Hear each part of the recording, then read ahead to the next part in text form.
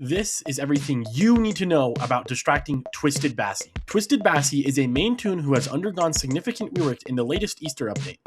Distracting her can be surprisingly tough, as there's a lot of micro interactions that can hurt you long term if you're not careful.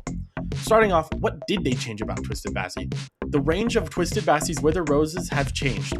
It is much smaller and seems to affect you when you're directly passing through them other than being in a certain range, usually the head of the rose. Upon touching this, you gain slowness 3 for a short duration of time, leaving you susceptible to being hit if you're in a chase with something normal speed or even just a little faster like toons.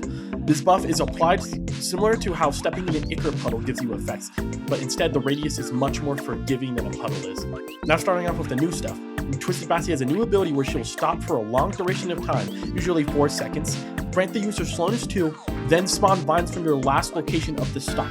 Then, after a few seconds, these vines turn into a spiky wall that when ran into or stood over does damage, then resumes chasing you as long as there's no one else in the way.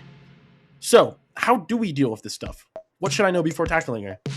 She will be stationary for a long duration of time, leaving her vulnerable to falling behind, losing interest, or going after other toons. To prevent this, stay in an area, preferably an open one, that way you can still go behind her during the attack without removing options of escape, as if you loop traditionally, it's extremely easy for her to cut you off in that spot.